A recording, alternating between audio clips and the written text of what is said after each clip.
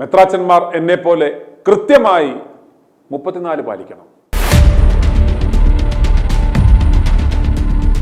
നമ്മുടെ കരിമാങ്കുഴി വ്യാജപുലിക്കോടന്റെ ഊളത്തരങ്ങൾ കേട്ട് ചിരിച്ചിട്ട് കുറച്ചു കാലമായല്ലോ എന്ന് ചിന്തിച്ചിരിക്കുമ്പോഴാണ് അതാ വരുന്നു. എന്ത് കണ്ടു നോക്ക്. ഞങ്ങളെപ്പോലെയുള്ളവരെ കുറച്ചുകൂടെയൊക്കെ ഉത്തരവാദിത്വത്തോടെ കാര്യങ്ങൾ കാണുകയും ഉത്തരവാദിത്വത്തോടെ സംസാരിക്കുകയും ചെയ്യണം.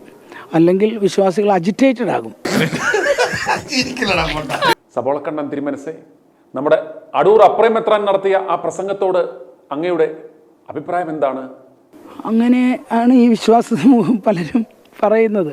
വ്യക്തിപരമായിട്ട് പറഞ്ഞാൽ അങ്ങനെ ഒരു പ്രസംഗം അദ്ദേഹത്തെ പോലെയുള്ളൊരു സ്ഥാനിയിൽ നിന്ന് വരരുതായിരുന്നു.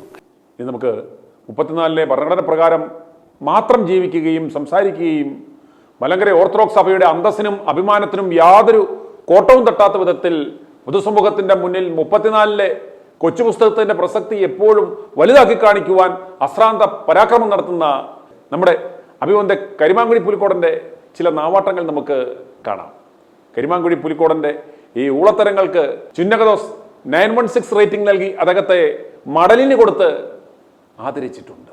ആദ്യം നമുക്ക് മമതാ മോഹൻദാസിന്റെ ഡാഡി മമ്മി വീട്ടിലില്ല, തടപോടാൻ ആരുമില്ല എന്ന ആ പാട്ടും 34 ഭരണഘടനയും തമ്മിലുള്ള ആ അഭേദ്യമായ ബന്ധമൊന്ന് കാണാം.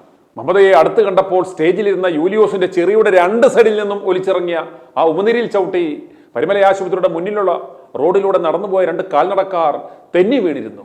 ചുമ്മാതാണോ? ദാ കണ്ടിട്ട് പറ. ഇങ്ങനെയൊക്കെ പറഞ്ഞാൽ എനിക്ക് പണി കിട്ടുമെന്ന് അറിയില്ല, എന്നാലും ഞാൻ പറയാണ്. കഴിഞ്ഞ 17 വർഷമായിട്ട് ഞാൻ ഏറെ കാത്തിരുന്ന ഒരു വ്യക്തിയാണ്, ഒന്ന് കാണാൻ ഒത്തിരി ആഗ്രഹിച്ച ഒരു വ്യക്തിയാണ് ശ്രീമതി മമത മോഹൻദാസ്.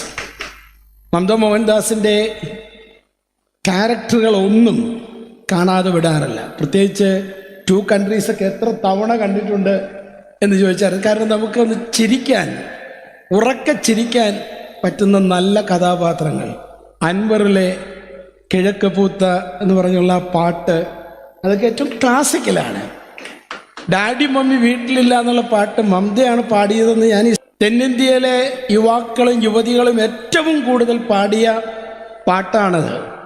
ആ വിധത്തിൽ എല്ലാ അർത്ഥത്തിലും അത് ഇതുപോലെ ജീവിതത്തോട് മല്ലടിച്ച് മറ്റുള്ളവരെ ചിരിപ്പിക്കുവാൻ, ചിന്തിപ്പിക്കുവാൻ മമതയുടെ ഒരു പടവും, ചിന്തിക്കാൻ പറ്റാത്ത ഒരു പടവുമില്ല. മോശമായിട്ടുള്ള ക്യാരക്ടറുകൾ മമത എടുക്കാറില്ല, എടുത്തിട്ടില്ല. തെന്നിന്ത്യൻ സിനിമയിൽ 17 വർഷമായിട്ട് നിറപുഞ്ചിരിയോടെ സാന്നിധ്യം, നല്ല ക്യാരക്ടറുകൾ ചെയ്ത് സാന്നിധ്യം നിലനിർത്താൻ പറ്റിയ ഒരു മഹാനടി. ദൈവം അനുഗ്രഹിക്കട്ടെ, കൂടുതൽ കൂടുതൽ പടപൊരുതുവാനുള്ള ശക്തി നൽകട്ടെ. അതുപോലെ തന്നെ അനേകർക്ക് കരുത്തായി, താങ്ങായി, പ്രചോദനമായി നിൽക്കുവാൻ ഇടയാകട്ടെ.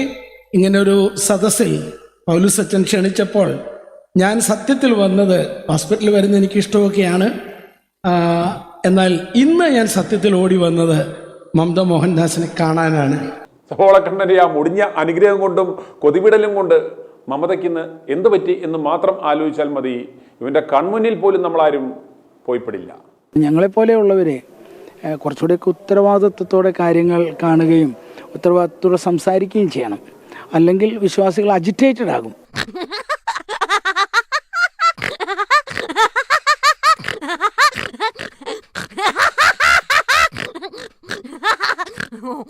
അതുപോലെ 34 ഭരണഘടന പ്രകാരം ഏറ്റുമാനൂർ അമ്പലത്തിൽ പോയി ഏറ്റുമാനൂർ അപ്പനോട് പ്രാർത്ഥിക്കുന്നത് വളരെ നല്ലതാണ്. സമയം കിട്ടിയ വള്ളിക്കാവിലും ഒന്ന് പോകാം. ഏറ്റുമാനൂർ അമ്പലം, ഞാൻ എപ്പോഴും ഏറ്റുമാനൂർ അമ്പലത്തിൻ്റെ മുന്നിലൂടെ പോകുമ്പോൾ വണങ്ങുന്ന ആളാണ്. എനിക്ക് തുറന്നു പറയുന്നതിന് മടിയില്ല. എൻ്റെ അരമനയിൽ തിരുമേൻ്റെ കുക്ക് നല്ലൊരു സ്വാമി ഭക്തനാണ്, അയ്യപ്പ ഭക്തനാണ്. അദ്ദേഹം എല്ലാ കൊല്ലവും ശബരിമലയ്ക്ക് പോകും. ശബരിമലയ്ക്ക് പോകുമ്പം ഞാൻ പ്രത്യേകം അദ്ദേഹത്തിൻ്റെ കയ്യിലൊരു നേർച്ച കൊടുക്കും. സ്വാമിയോട് നമ്മുടെ കാര്യം കൂടെ പറയണേ.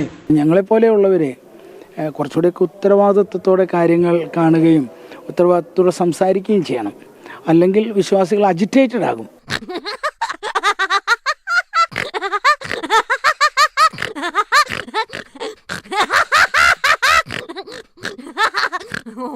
പിന്നെ വേറൊരു സംഗതി കൂടിയുണ്ട്. ശബരിമലയിലെ അരവണ വാങ്ങി ഭക്ഷിക്കുന്നത് 34 കൊച്ചുപുസ്തക പ്രകാരം വളരെ നല്ലതാണ്. നേരിട്ട് പോകാൻ പറ്റിയില്ലെങ്കിൽ കുഴപ്പമില്ല, കുശിനിക്കാരനെ വിട്ട് വാങ്ങിപ്പിച്ച് ശാപ്പിട്ടാലും മതി. അപ്പോൾ ഈ സമ്മാനം എന്താണെന്ന് എനിക്കൊരു ധാരണയുണ്ട്. അത് തുറന്നു നോക്കുമ്പോഴാണ് അത് എന്താണെന്ന് മോഹനേട്ടനൊരു പക്ഷെ മനസ്സിലാകുക. അതുകൊണ്ട് ഈ സമ്മാനപ്പൊതി അച്ഛന് വേണ്ടി കൊടുക്കുന്ന അച്ഛൻ പ്രത്യേകം ആവശ്യപ്പെട്ടിട്ടുണ്ട് തുറന്നു നോക്കണമെന്ന്. അതുകൊണ്ട് തുറക്കാവോ?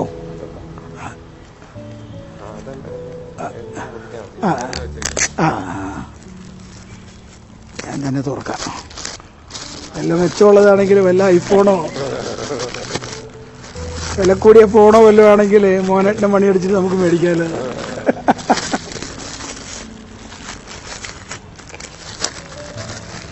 ഓ, ഇതിൽ വീണ്ടും അയ്യപ്പ. ഓ, ശബരിമല സ്വാമി പ്രസാദം. ഇതെന്താ വെച്ചാ? അരവണയാണ്. ഓ, അതായത് സാധാരണ മോഹനേട്ടൻ അയ്യപ്പ സന്നിധിയിൽ പോയിട്ട് അവിടുന്ന് അരവണ നേർച്ച കൊണ്ടുവന്നിട്ട് വർഗീസ് ലാലച്ചൻ വരുമ്പോൾ എനിക്കും കിട്ടിയിട്ടുണ്ട്. അരവണയെ വരുമ്പോൾ അത് കൊടുക്കാറുണ്ട്. അയ്യപ്പ ഭക്തരെ അയ്യപ്പ സന്നിധിയിൽ പോയിട്ട് തിരിച്ചു വരുമ്പോൾ കൊടുക്കുന്ന നല്ല ഒരു മധുര പലഹാരം കൂടിയാണത്. അപ്പോൾ അച്ഛൻ മോഹനേട്ടനെ ഇത്തവണ അത് കൊടുക്കാൻ വേണ്ടി ഓർഡർ ചെയ്തു എന്നുള്ളതാണ്. അത് ഏറെ ഇത് അച്ഛൻ തന്നെ കൊടുത്താട്ടെ, ഇത് അച്ഛൻ തന്നെ കൊടുത്താട്ടെ, ഇത് അച്ഛൻ തന്നെ കൊടുത്താട്ടെ. ദൈവാനുഗ്രഹം, ദൈവാനുഗ്രഹം. ഞങ്ങളെപ്പോലെയുള്ളവരെ കുറച്ചുകൂടെയൊക്കെ ഉത്തരവാദിത്വത്തോടെ കാര്യങ്ങൾ കാണുകയും ഉത്തരവാദിത്വത്തോടെ സംസാരിക്കുകയും ചെയ്യണം. അല്ലെങ്കിൽ വിശ്വാസികൾ അജിറ്റേറ്റഡ് ആകും.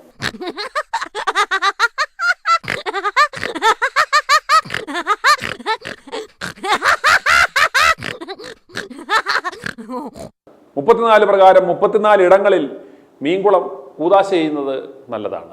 പണ്ട് പുതുപ്പള്ളി തച്ചുകുന്നിൽ കരിമീൻ തിന്നാൻ പോയ അന്ന് മുതൽ എവിടെ മീൻകുളം ഉദ്ഘാടിക്കാൻ അവസരം കിട്ടിയാലും കരിമാങ്കുഴി പുലിക്കോടൻ ചാടിപ്പോയി അമ്മച്ചിയാണ് ഉദ്ഘാടിച്ചിരിക്കും. വള്ളത്തോണിയിൽ മീൻ കുഞ്ഞുങ്ങളെ 32,000 മീൻ കുഞ്ഞുങ്ങളെ വളരുവാനായിട്ട് അവർക്ക് അവസരം കൊടുക്കുന്ന ഒരു കർമ്മമാണ് ഇവിടെ നടക്കുന്നത്. പിതാവിൻ്റെയും പുത്രൻ്റെയും പരിശുദ്ധ റൂഹായുടെയും നാമത്തിൽ ഈ കുളവും ഈ മീൻ കുഞ്ഞുങ്ങളും ഒക്കെ വാഴ്ത്തപ്പെട്ട് അനുഗ്രഹിക്കപ്പെടുമാറാകട്ടെ. വർദ്ധിച്ച് പെരുകി നിറയുമാറാകട്ടെ. കഴിക്കാൻ തിരുവി വരുമാറാകട്ടെ. ഞങ്ങളെപ്പോലെയുള്ളവരെ കുറച്ചുകൂടെയൊക്കെ ഉത്തരവാദിത്വത്തോടെ കാര്യങ്ങൾ കാണുകയും ഉത്തരവാദിത്വത്തോടെ സംസാരിക്കുകയും ചെയ്യണം. അല്ലെങ്കിൽ വിശ്വാസികൾ അജിറ്റേറ്റഡ് ആകും.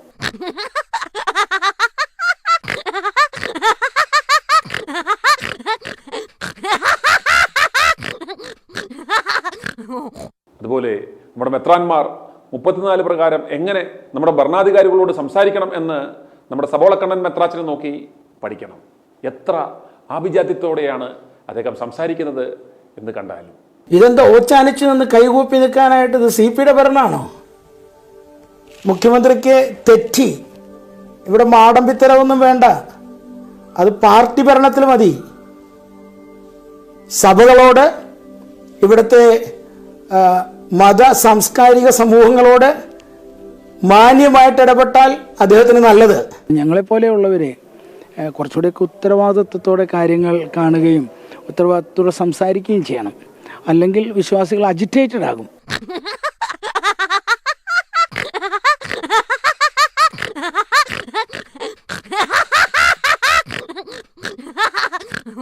അതുപോലെ കുർബാന മധ്യയെ എങ്ങനെ ഭക്തിയാദരപൂർവ്വം നിന്ന് പ്രസംഗിക്കണം എന്ന് അദ്ദേഹം കാണിച്ചു തരും. ദുഷ്ടലാഭോടുകൂടി രാഷ്ട്രീയ ലാഭങ്ങൾക്ക് വേണ്ടിയിട്ട് ചിലരെയൊക്കെ കൂട്ടുപിടിച്ചിട്ട് ഓർഡിനൻസ് ഇറക്കാൻ പറ്റുമെന്ന് പറയുന്നത്. അങ്ങനെയൊന്നും ഒരു ഓർഡിനൻസും മലങ്കരയിൽ ഇറങ്ങിയില്ല. ഇത് നാടൻ ഭാഷയിൽ പറഞ്ഞാൽ വെള്ളരിക്ക പട്ടണമല്ല.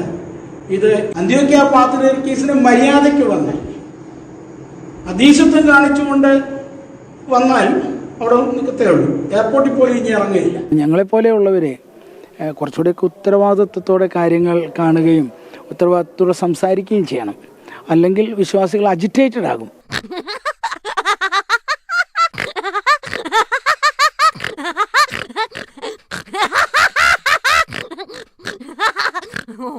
ഇതെല്ലാം കഴിഞ്ഞ് സമയം കിട്ടിയാൽ കാവ് സന്ദർശനം, ആനയുടെ വാലിലെ രോമം പറിച്ച് അരിഞ്ഞാണം ഉണ്ടാക്കി കെട്ടുക, നാഗയക്ഷിയെ പൂജിക്കുക, പോത്തിൻ്റെ കൂടെ നിന്ന് ഏത്തയ്ക്ക തിന്നുക ഒക്കെ 34-ലെ ആചാരപ്രകാരം വളരെ നല്ലതാണ്.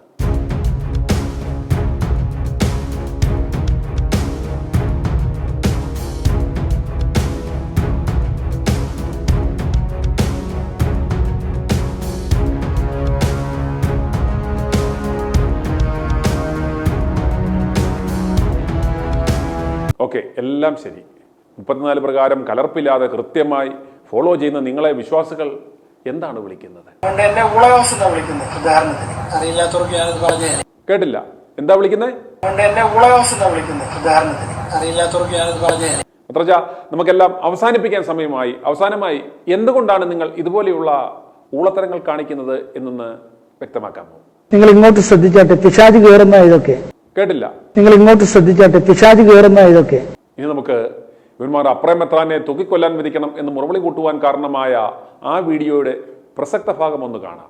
ആധുനിക സഹോദരന്മാർ നമ്മോട് പറയുന്നത്, try to concentrate on the word of God and witness God, witness Christ in the midst of the society as per the gospel values. സുവിശേഷ മൂല്യങ്ങൾക്ക് അനുസരണമായിട്ട് സമൂഹത്തിൽ കർത്താവിനെ സാക്ഷിക്കുവാനായിട്ട് തയ്യാറെടുക്കുക. സുവിശേഷങ്ങളെ മാറ്റി നീക്കി വെച്ചിട്ട് ഭരണഘടന എടുത്തു പിടിച്ചാലോ മറ്റ് വിധികൾ എടുത്തു പിടിച്ചാലോ അതല്ല സാക്ഷ്യം, അതല്ല സാക്ഷ്യം, അതല്ല സാക്ഷ്യം എന്നാണ് ബോധമുണ്ടാകുന്നത്. നിങ്ങൾക്ക് തോന്നിയേക്കാം, ഞങ്ങളോട് തിരുമേനി ഇത്ര ഘോരം പറയുന്നതൊക്കെ നല്ലത് സുന്നതോസിൽ പറയുന്നതല്ലേ എന്ന്. പറഞ്ഞിട്ടുണ്ടോ? അതുകൊണ്ട് തന്നെയാണ് ഇനിയും സാധാരണക്കാരോടൊന്ന് പറഞ്ഞു നോക്കാം, എവിടെയെങ്കിലും നടക്കുമെന്ന് നോക്കാം. കേരളത്തിലെ എല്ലാ ഭദ്രാസനങ്ങളിലും പള്ളികളിൽ വിധികൾ എക്സിക്യൂട്ട് ചെയ്യാനായിട്ട് ചില നിർദ്ദേശങ്ങളൊക്കെ ഉണ്ടായി. അടൂർ കളമനാടും ഉണ്ട് 3 പള്ളികൾ യാക്കോബായക്കാരുടെ കയ്യിലിരിക്കുന്നത്. അവിടെ എക്സിക്യൂഷൻ പെറ്റീഷൻ കൊടുക്കണമെന്ന് എന്റെ ആളുകൾ എന്നോട് പറഞ്ഞു. എന്റെ അടുത്ത് വന്നവരോട് ഞാൻ പറഞ്ഞു, 6 ദേവാലയങ്ങൾ അടൂർ പള്ളി ടൗണിലുണ്ട്. ഈ 6 ദേവാലയങ്ങളിലും വിശ്വാസികൾ നിറഞ്ഞു നിന്ന് കഴിഞ്ഞിട്ട് നിൽക്കാൻ സ്ഥലമില്ലെങ്കിൽ പള്ളി ഞാൻ പിടിച്ചു തരാം. പുണ്യവാനാകാനായിട്ടല്ല, ഇതുവരെ മിണ്ടാതെ എന്ന കുറെ രഹസ്യങ്ങളാണ്. ഇനി എന്ത് സംഭവിക്കട്ടെ, എന്ത് സംഭവിച്ചാലും തുറന്നു പറഞ്ഞില്ലെങ്കിൽ എന്റെ മനസാക്ഷി എന്നെ കുത്തും. ആരെങ്കിലും പറയണം, ആരെങ്കിലും വിശുദ്ധ വിഡ്ഢികളാകണം. സഹദായെ ഓർക്കുന്നു. സഹദായുടെ പണി എന്താ? വീട്ടിലെ കോഴിയെ കാക്കുക, പാമ്പനെ ഓടിച്ചു കളയുക, ഇങ്ങനെയുള്ള ചുരുക്കം കാര്യങ്ങളിൽ സഹദാമാരെ നിർത്തിയിരിക്കുകയാണ്. സഹദന്മാരാരാണ്? ക്രിസ്തുവിന് വേണ്ടി സാക്ഷ്യം നിന്നവരാണ്. ക്രിസ്തുവിന് വേണ്ടി സാക്ഷ്യം നിൽക്കാനാണ് എന്റെ നിങ്ങളുടെയും വിളി. ആ സാക്ഷ്യം നിർവഹിക്കേണ്ടത് ഇന്ന് രക്തം ചൊരിഞ്ഞുകൊണ്ടല്ല, മറിച്ച് ക്രിസ്തു പറഞ്ഞിരിക്കുന്ന ചില വിട്ടുവീഴ്ചകളും സമാധാനത്തിന് വേണ്ടി 1 അല്ല 7 അല്ല 70 വട്ടം ക്ഷമിക്കണമെന്ന് പറഞ്ഞ കർത്താവ് അത്രയൊന്നും സാധിച്ചില്ലെങ്കിലും, ഒരു തവണ ക്ഷമിക്കുവാൻ സാധിച്ചില്ലെങ്കിൽ എന്തിനാണ് നമ്മൾ ക്രിസ്ത്യാനികൾ എന്ന് പറയുന്നത്? എന്തിനാണ് ക്രിസ്ത്യാനികൾ എന്ന് പറയുന്നത്? ഈ സമയത്ത് ഭീകരമകനിയൻ മത്തായിയെ നന്നായി ഒന്ന് സുഖിപ്പിച്ചാൽ വല്ല നിയുക്ത സ്ഥാനം കിട്ടുമെന്ന് കരുതിയാണത്രേ ഊള കളത്തിലിറങ്ങിയത് എന്നാണ് കരക്കമ്പി. കാനോനാകൾ എന്ന് പറയും. കാനോനാകളല്ല, തേങ്ങാക്കൊല. ആദ്യം താൻ തൻ്റെ സഹോദരൻ എന്ത് കാഴ്ച കണ്ടിട്ടാണ് കുടുംബത്തെ ഉപേക്ഷിച്ച് പോയത് എന്ന് വെളിപ്പെടുത്തുക. 2, സഹോദരൻ മരിച്ചതാണോ അതോ കൊന്നതാണോ എന്ന് വെളിപ്പെടുത്തുക. അത് പറഞ്ഞിട്ട് മതി കാനോനാകളും തേങ്ങാക്കൊലയും. ഇനി ഏതെങ്കിലും ഒരു വേദിയിൽ ഇമാതിരി ഊളത്തരമായി വന്നാൽ കരിമാങ്കുഴി പുലിക്കോട തൻ്റെ കളസഞ്ഞങ്ങൾ അഴിക്കും. എന്നാ ശരി, സിനഡ് കഴിഞ്ഞ് കാണാം. i2i News, an eye for truth. i2i News subscribe ചെയ്തിട്ടില്ലാത്തവർ ഇപ്പോൾ തന്നെ സബ്സ്ക്രൈബ് ചെയ്യുക. നോട്ടിഫിക്കേഷൻ ലഭിക്കുവാൻ ബെൽ ബട്ടണും അമർത്തുക.